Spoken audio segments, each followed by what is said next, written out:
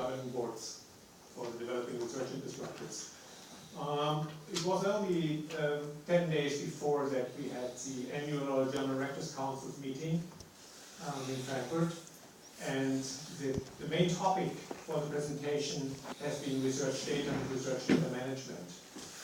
It took us a long time. We established a working group at the German Rectors Council about 2.5 years ago about the issue of information and research infrastructure. It's called Digital Information and Research and Teaching. And it took us some time to get the awareness of our colleagues there.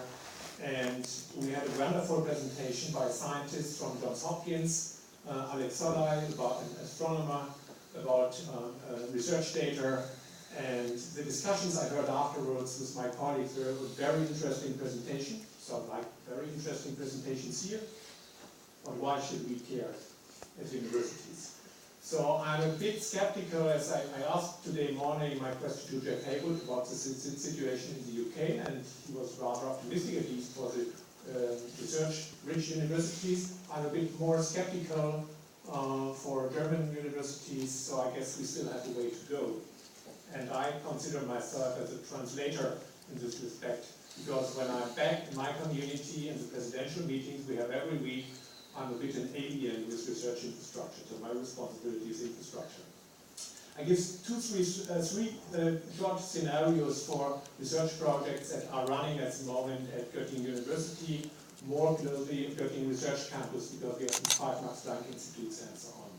One is an ERC advanced grant from the Max Planck Institute for Multi-Ethnic and Multi-Religious Society about global diverse cities. How can increasingly diverse people live together in today's cities? And they do field research in New York, Singapore, and Johannesburg.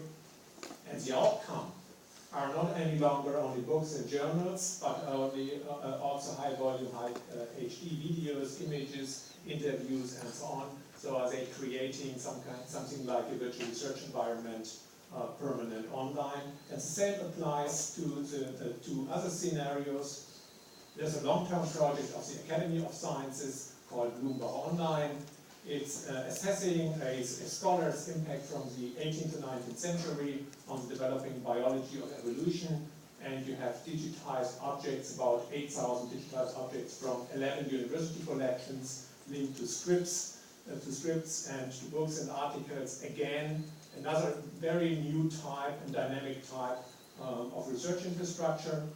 And the third one is a running collaborative research center from biology, forestry, agriculture, and the title is Ecological and Socioeconomic Functions of Tropical Lowland Rainforest Transformation Systems in Sumatra, Indonesia.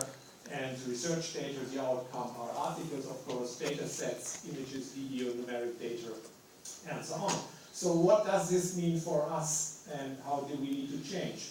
First of all, the decision is to have some responsibility, to take on responsibility for research output, and so far that was not really accepted because we left it to our scientists and professors at the university to take on responsibility. That will change. We will take on responsibility as a university organization. More concrete, what we will do is that we are working on changing the workflow for research projects. So we introduce always, if we have big collaborative research projects, we have meetings in the beginning from the presidential boards with the PIs, with the leading PIs, and we ask about what I'm asking now the questions, and they have to answer, unfortunately. So what are the publication strategies? What is the number of open access publications, for example? What type of research data will you have? What are your research data management plans? Okay, thank you. I go on, you can ask me later on, so it's your chance to get more out of me. The second one is financing scheme. At the moment, we have not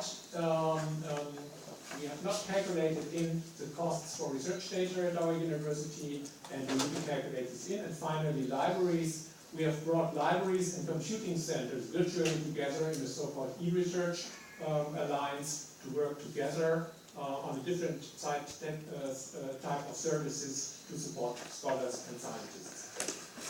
Thank you, Norbert, for saving 8 seconds. That's great.